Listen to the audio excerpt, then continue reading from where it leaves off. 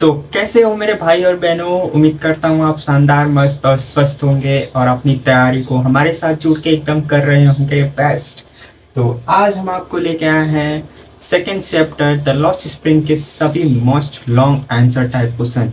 कल हम आपको करवाया था short answer type question first part और सेकेंड पार्ट का, और आज हम करवाएंगे long answer type question first part का और सेकेंड पार्ट का।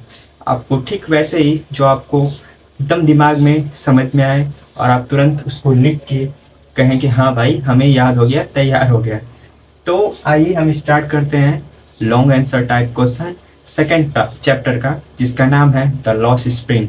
इसमें दो पार्ट है। फर्स्ट पार्ट में जो है साहेब के बारे में और सेकेंड पार्ट जो है मुकेश के बारे में। आपको मैंने समरी करवा दिया पूरे चैप्टर का, और मतलब सेकेंड चैप्टर का समरी शॉर्ट में, जिससे आपको एकदम दिमाग में जाए वो करवा दिया। उसके बाद शॉर्ट आंसर टाइप क्वेश्चन करवा दिया। आज हम आपको लेके आए हैं लॉन्ग आंसर टाइप क्वेश्चन। तो चलिए इस क्लास को अभी स्टार्ट करते हैं। तो फर्स्ट क्वेश्चन है, how do the rag pickers of Seemapuri leads their lives. जो सीमापुरी के जो रैग पिकर, जो कूड़ा बीनने वाले लोग हैं, वो अपना जीवन कैसे यापन करते थे, जीवन को कैसे जीते थे, ये क्वेश्चन पूछा है। इसका आंसर है the rag pickers of Seemapuri leads lives of extreme poverty and struggle. जो रैग पिकर, जो कूड़ा बीनने वाले लोग हैं, जो सीमापुरी के, वो अपना जीवन एक गरीबी, एक संघर्ष में बिता रहे थे। The rag pickers are facing too much problem to live alive. जो कूड़ा बीनने वाले लोग हैं, उनके जीवन में कई ऐसी कठिनाई, कई ऐसी समस्या उनके जीवन में जीने के लिए आती रहती। They always for the best in the garbage that change their life। वो हमेशा कूड़ा कूड़ा जो बीनते हैं, जो कूड़ा इकट्ठा करते हैं, उनमें हमेशा वो चीज़ ढूंढते रहते हैं कि वो उनकी लाइफ चेंज कर सके, उनकी लाइफ बदल जाए, कुछ ऐसा सामान, उसमें कुछ ऐसा चीज़ मिल जाए। They were searching in the garbage for valuable things like gold, money and most valuable object that help them for live a best life। वो हमेशा गार्बेज में, कूड़ा में ये देखते हैं कि कुछ हमें ऐसा वैल्यूबल थिंग मिल जाए, कुछ ऐसा महत्वपूर्ण चीज़ मिल जाए, कुछ ऐसी चीज़ जिसकी कीमत कुछ ऊंची हो, जैसे कि सोना हो गया, चांदी हो गया, कुछ ऐसा मनी हो गया, पैसा हो गया, या कोई बड़ी वैल्यूबल थिंग जो उनकी लाइफ अच्छी कर सके, उनकी लाइफ कुछ समय के लिए अच्छा बना सके। वो हमेशा इस चीज़ को हमेशा सर्चिंग करते रहते हैं, खोजते रहते हैं। Their earning is not too much to complete their needs। They only complete for day and night food।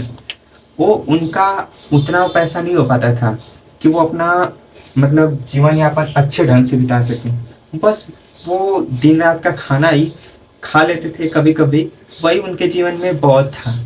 इतना उनके पास पैसा नहीं हो पाता था कि वो अपना जीवन अच्छे बिता सके, कुछ अच्छा खा सके। अपना जीवन कैसे दिन रात बिताते थे। ठीक है, तो आई होप कि फर्स्ट क्वेश्चन समझ में आया होगा। इसको स्क्रीनशॉट ले लीजिए आप। स्क्रीनशॉट ले लिया, चलिए नेक्स्ट पे चलते हैं। आइए क्वेश्चन नंबर सेकंड पे चलते हैं। Why was the rag picker children said that the barefoot is our tradition and why? जो रैग पिकर, जो कूड़ा बीनने वाले के लड़के हैं, जो बच्चे हैं, वो क्यों ऐसा बोले कि जो हमारा बेयरफुट, मतलब हम जो नंगे पांव चल रहे हैं, ये हमारा ट्रेडिशन है, ये हमारा फैशन है, हम ऐसे ही रहते हैं। ये क्यों बोला उन्होंने, इसके ऊपर क्वेश्चन पूछ सकता है। तो इसका आंसर आइए हम बताते हैं आपको शॉर्ट टाइप में, ताकि आप लॉन्ग आंसर को आसानी से लिख सकें। The rag pickers children said that the barefoot is our tradition because they are hiding their poverty, but the main reason is that they have not too much money for buying shoes or slippers for themselves। They are survived their lives too much full of poverty and survival।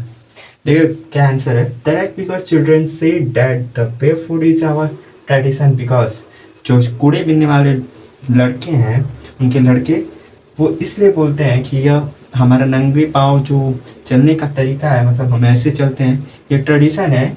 Because they are hiding their poverty, वो अपना गरीबी को छुपा रहे हैं।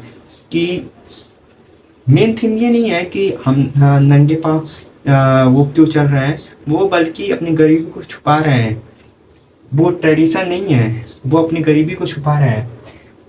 But the main reason is that they have not too much money for buying shoes. ये तो है कि वो गरीब हैं, लेकिन ये भी है कि उनके पास इतना पर्याप्त पैसा नहीं है कि ना वो जूता खरीद सके, ना वो चप्पल खरीद सके। वो ऐसे ही नंगे पाँव चलते हैं। लेकिन जब उनसे लोग पूछते हैं कि आप बिना चप्पल के, बिना जूते के नंगे पाँव कैसे रहते हो, तो वो झूठ बोल देते हैं कि ये हमारा ट्रेडिशन है, ये हमारा फैशन है, ये हमारा तरीका है।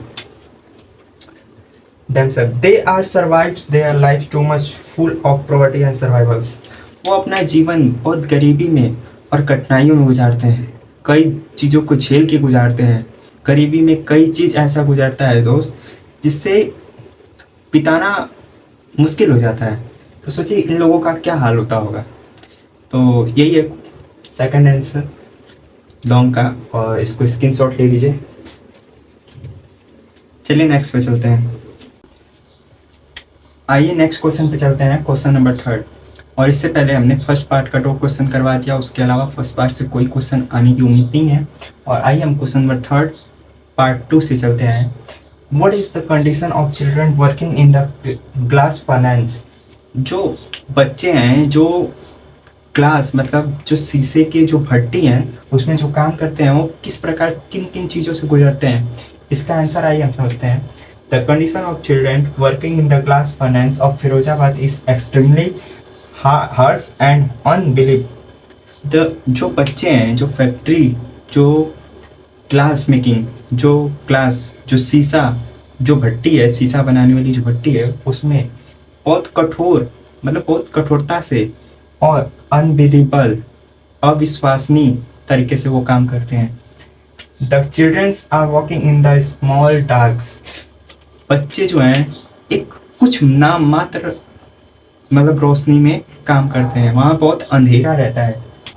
And in the poorly condition, और बहुत बेकार कंडीशन में, बहुत गंदगी में काम करते हैं। They are also facing too much heats and high temperature.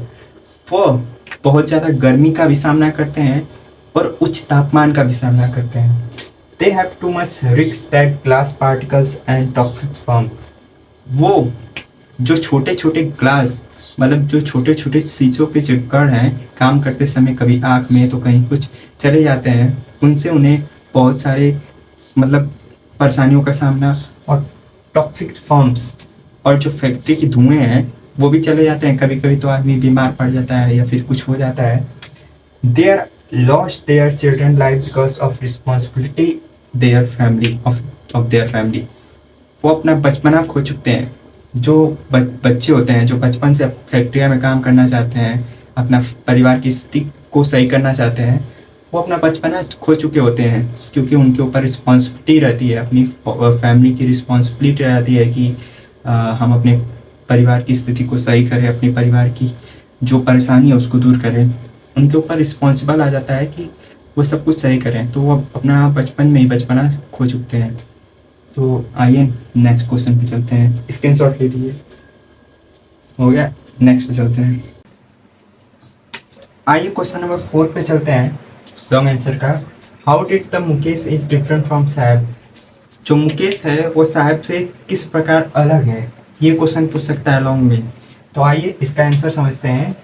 इसको हम कुछ भागों में तोड़ तोड़ कर करेंगे, तब हमें इसका आंसर अच्छे से लिख पाएंगे और आप भी अच्छे से एग्ज़ाम में मतलब अभी समझ के एग्ज़ाम में अच्छे तरीके से लिख पाओगे। मुकेश एंड साहब, 2 characters from lost spring by any जंग। जो मुकेश और साहब हैं वो 2 कैरेक्टर हैं जो लॉस्ट स्प्रिंग चैप्टर में एनी जंग द्वारा लिखा गया है। The difference are given below. इनकी जो अलग अलग बातें हैं वो नीचे दी गई हैं। आइए इसको समझते हैं पॉइंट टू पॉइंट। पहला पॉइंट, ड्रीम्स एंड नीड। उन दोनों के सपने और ज़रूरतें, इसको आप हेडिंग दे के लिखना है, ठीक है। जितना हेडिंग दोगे एग्जाम में ना, उतना एग्जामिनर प्रभावित होता है लॉन्ग आंसर में। तो चलिए समझते हैं उसके सपने और उसकी ज़रूरतें दोनों की क्या थी। Mukesh dreams of breaking free from his traditional occupations and becoming a motor mechanic. जो मुकेश है वो पारंपरिक जो पीढ़ी दर पीढ़ी जो शीशे की फैक्ट्री, शीशे की भट्टियों में जो काम करने की जो ऑक्यूपेशन बन गया था, परंपरा बन गया था लोगों का कि जो उनके पिता किए तो वो भी हम भी करेंगे, उनसे वो दूर हट के वो एक मोटर मैकेनिक बनना चाहता था। Saheb on the other hand has vague dreams of a better life. Saheb उससे अलग था, उसे बस एक अच्छी जिंदगी चाहिए, बस उसे सुकून चाहिए, बस शायद बस ऐसा था।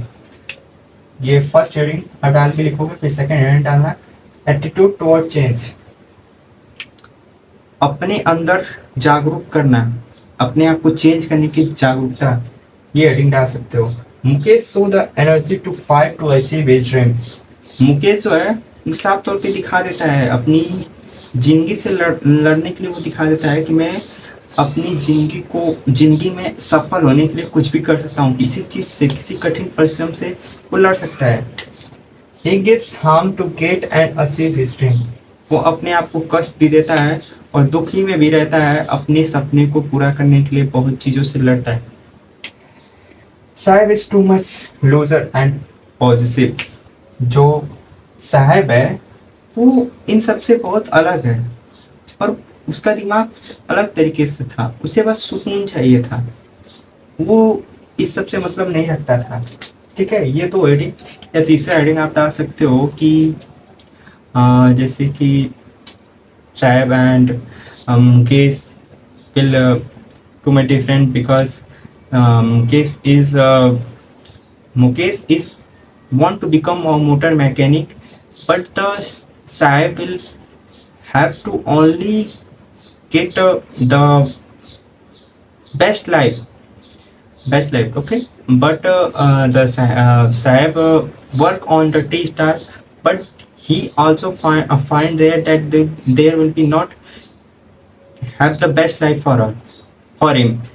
But the Mukesh, when he was working in the glass furnace, जब वो शीशे की फैक्ट्री में भट्टी में काम करता है Mukesh, he know that he was not in the best life।